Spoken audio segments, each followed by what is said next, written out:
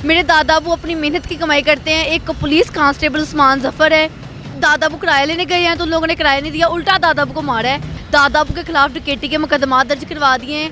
नून league होने की वजह से हमें बर्बाद किया गया। हम आईजी ऑफिस के चक्कर लगा के थक गए हैं, कोई कुछ नहीं कर रहा। हम जलील हो रहे हैं। अभी 4-5 दिन हो गए हम इधर आके बैठे हुए, हमें कोई नहीं सुन रहा। हमें कोई हमें मिलने ही नहीं दे रहा। इतनी सिक्योरिटी है, इतना सिक्योरिटी रिस्क है, हमें किसी से मिलने नहीं दिया जा रहा। हम हर जुमेरात कोट लखपत जेल जाते थे। हम हर जगह मोहतरमा मरीन नवाज शरीफ साहिबा के साथ गए हैं। जब हमारे पे बुरा वक्त आया तो हमें किसी ने नहीं पूछा। अस्सलाम वालेकुम नाज़रीन, मैं हूं आपका मेज़बान उमर बलोच और आप देख रहे हैं उर्दू वायरल। नाज़रीन, आज एक कौम की बेटी के साथ मौजूद हूं जिसकी आवाज़ उठाना और जिसकी आवाज़ आप तक पहुंचाना हमारा कौमी फ़र्ज़ है। ये वो मेरे साथ बच्ची मौजूद है जिसको शहबाज शरीफ साहब ने बाज़ाते खुद मरियम जूनियर का नाम दिया।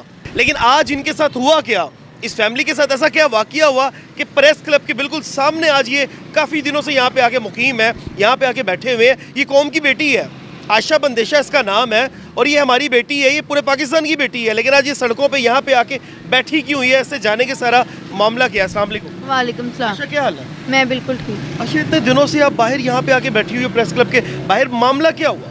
मामला ये हुआ बेसिकली जो सन 2018 के इलेक्शन से पहले मियाँ शहबाज शरीफ साहब ननकाना साहिब में आए थे। मैंने उनके सामने स्पीच की थी। उन्होंने मुझे जूनियर मरियम, छोटी मरियम का लक़ब मुझे दिया था। और उसके बाद मेरे दादा वो बेसिकली टैक्सी ड्राइवर है।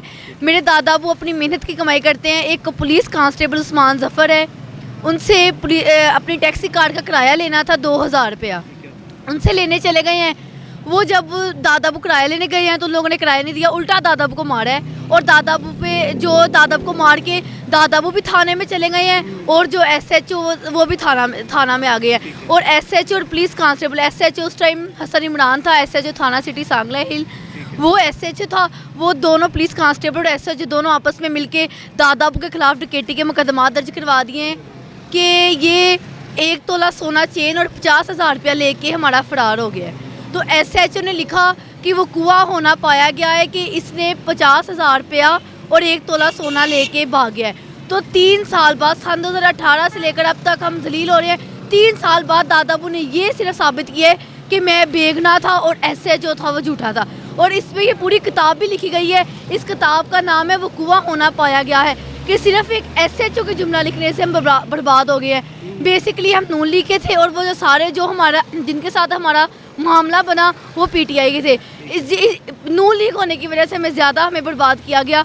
उस 3 साल बाद उसके इंक्वायरी करवाई, जो वो EIB की तरफ से दादाबू ने SHO के खिलाफ इंक्वायरी करवाई कि SHO से पूछा जाए कि ये गलत है कि झूठ है।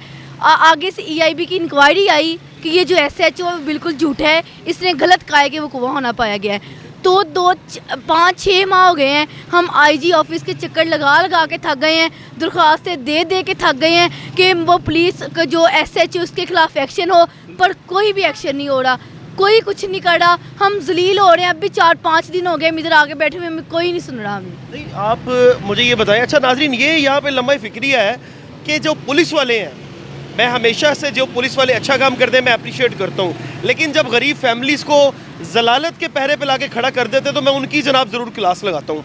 मैं कहता हूँ कि SHO साहब और कांस्टेबल को शर्म आनी चाहिए कि सालों से ये फैमिली ऐसे दर बदर के धक्के खा रही है, आपने इसका बड़ा सख्त हिसाब देना है। मुझे बताओ कि आयशा, उसके बाद मरीम साहबा के पास आपने अप्रोच करने की कोशिश की है या उनको बताने की कोशिश की है?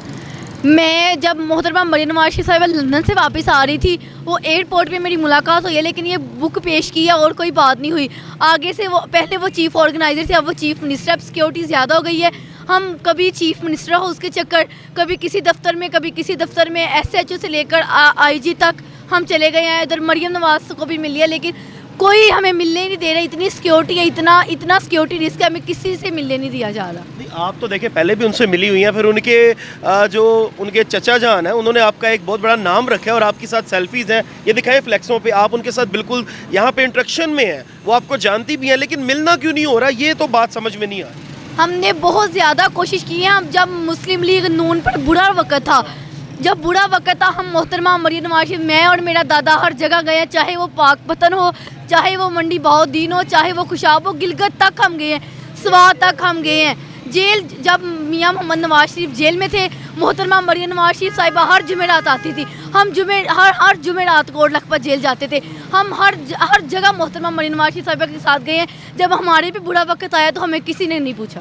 अच्छा, लास्ट में आप चाहती क्या हो, ऐसा क्या हो कि जिसके ज़रिए इंसाफ के तकाज़ों को आप तक पहुँचाया जा सके? मैं यही चाहती हूँ कि मोहतरमा मरियम नवाज शरीफ साहिबा हमें सुने, हमें बुलवा कर हमारे ये जो हमारे साथ जुल्म हुआ है SHO के खिलाफ एक्शन लिया जाए, IG पंजाब को कहा जाए कि इसके खिलाफ एक्शन लिया जाए, और मोहतरमा मरियम नवाज शरीफ साहिबा से अपील है कि हमें मुलाकात का मौका दें और हमारे मसाइल का हल करें।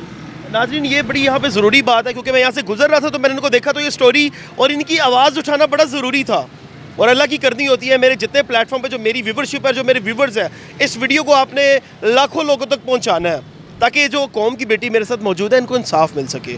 इंसाफ का बहरान तो ऑलरेडी हमारे पाकिस्तान में चल ही रहा है, लेकिन ऐसे फैमिलीज़ को जलील करने के लिए किसी को अलाउ नहीं कर सकते।